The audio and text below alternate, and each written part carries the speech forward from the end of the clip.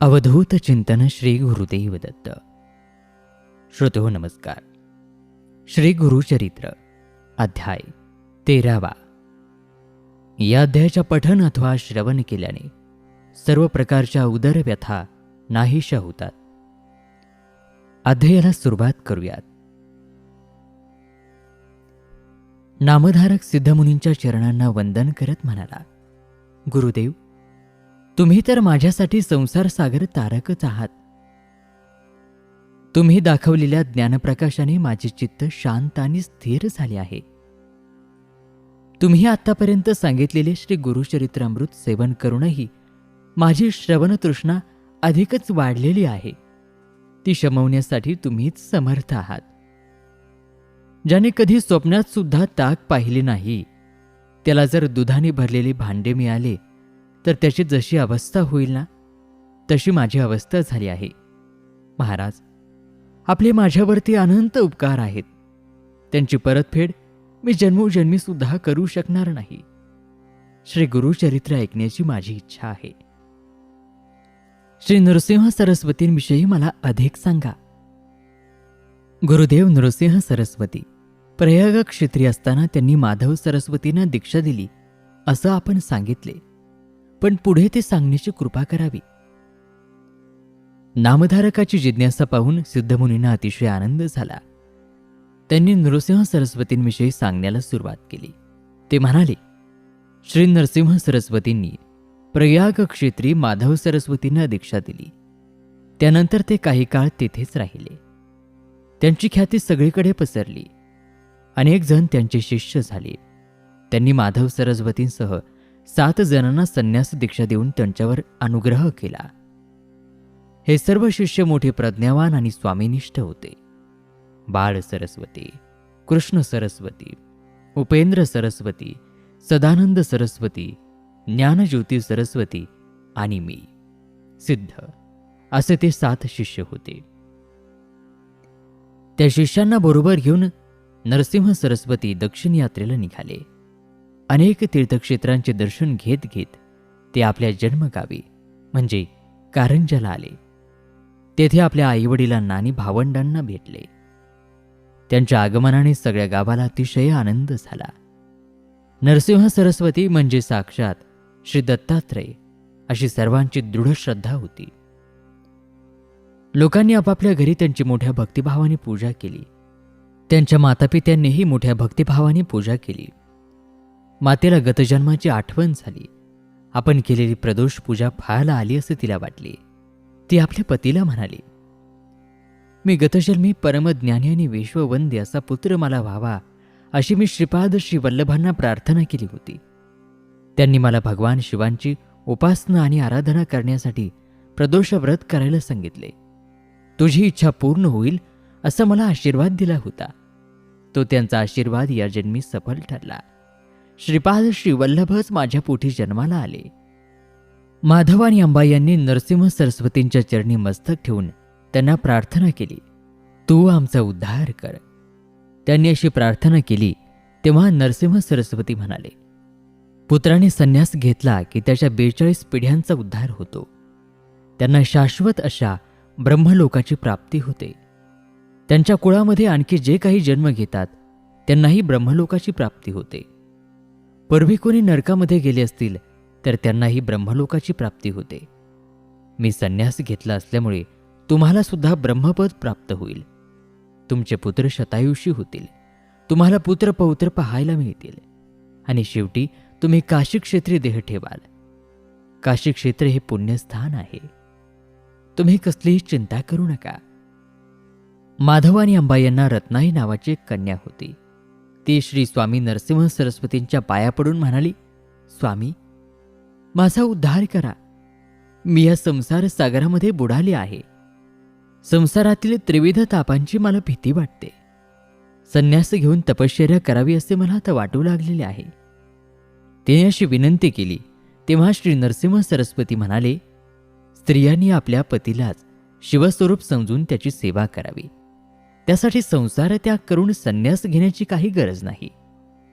वेदशास्त्र आणि पुराणांनी सुद्धा हेच सांगितलेले आहे. म्हणून तू संसारच कर. श्रीगुरूंनी असे सांगितले असता रत्नाई म्हणाली, गुरुदेव, आपण त्रिकालज्ञानी आहात. भविष्य भूत सर्व काही जाणता, म्हणून माझे प्रारब्ध काय आहे ते मला सविस्तर सांगण्याची कृपा करावी.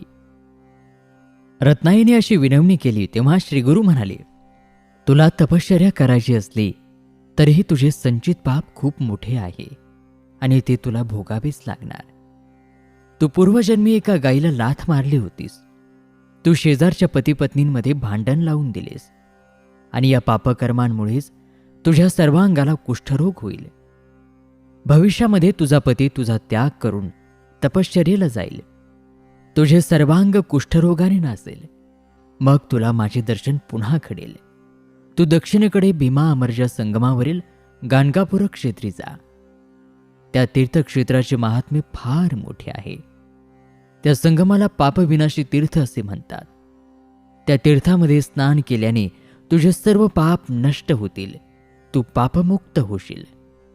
रत्नाईला असा उपदेश करून श्रीगुरू आपल्या शिष्यांसह दक्षिणेकडील त्र्यंबकेश्वर क्षेत्री गेले.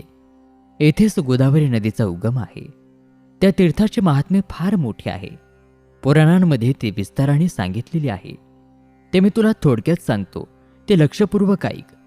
असं सांगून सिद्धयुगी नामधारकाला गोदा महात्म्य सांगू लागले.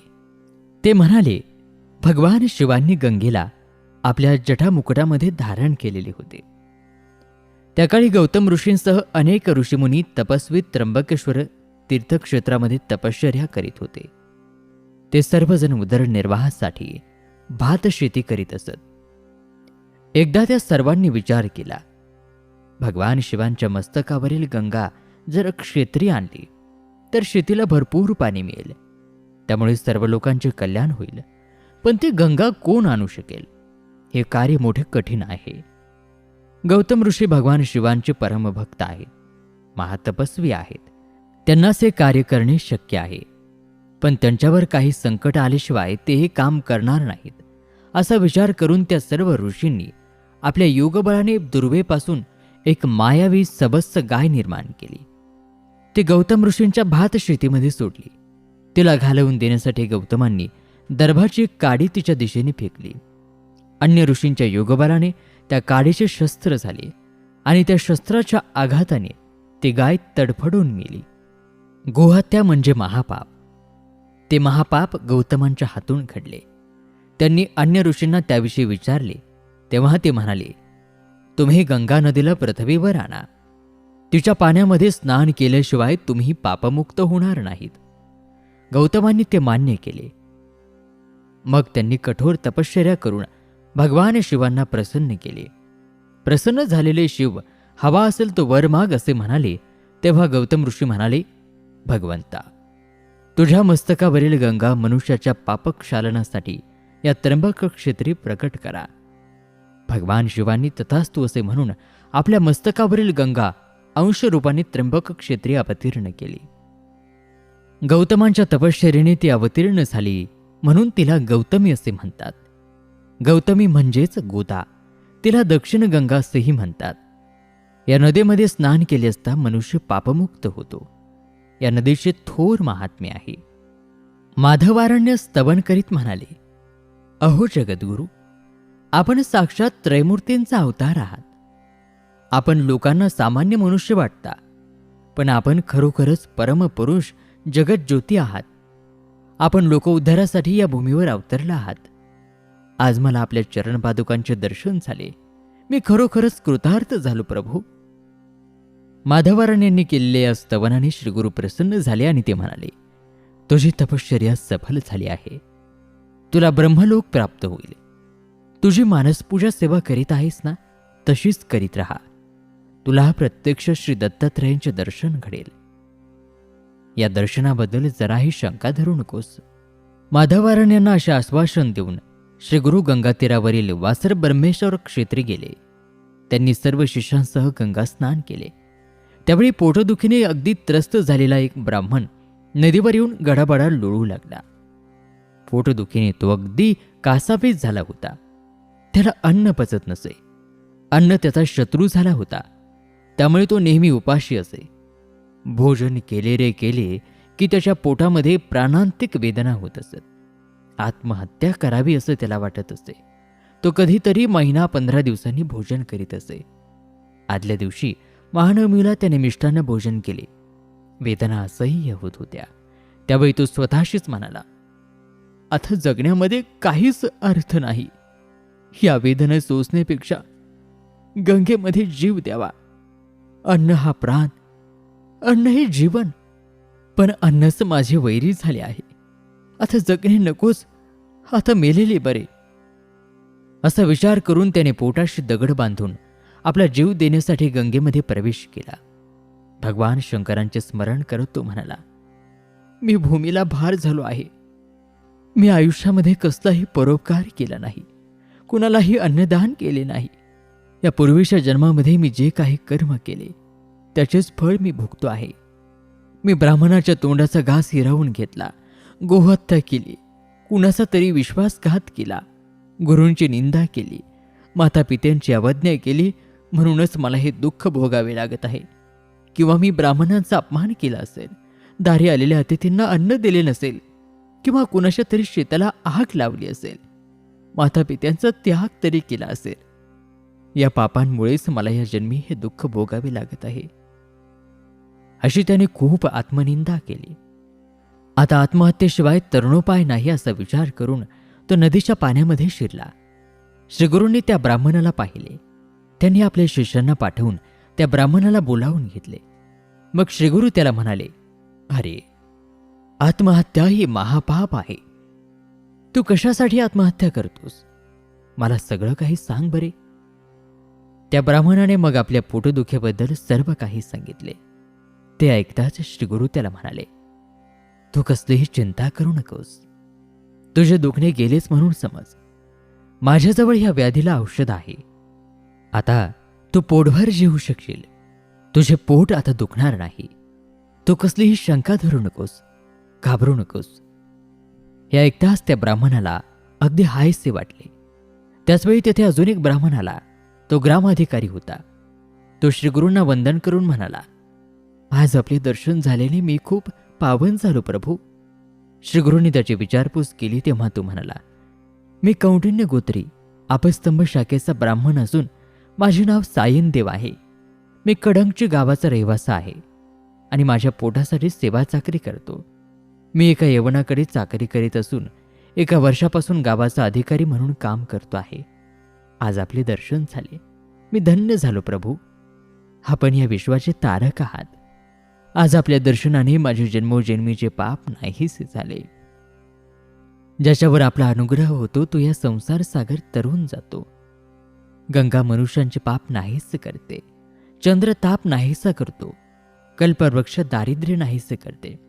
परंतु एका सद्गुरूच्या दर्शनाने या तिन्ही गोष्टी नाहीशा होतात. सायनदेवाने असे स्तवन केले तेव्हा श्रीगुरू प्रसन्न झाले आणि ते म्हणाले, सायनदेवा, हा ब्राह्मण पोटदुखीने अगदी बेजार झाला आहे. तो आत्महत्या करण्यासाठी निघाला होता, पण मी त्याला थांबवले. त्याला तुझ्या घरी ने आणि त्याला उत्तम भोजन दे. त्यावर सायनदेव म्हणाला, महाराज, मी याला भोजन दिले आणि जर त्याचे प्राण गेले तर ब्रह्महत्येचे पाप मला लागेल.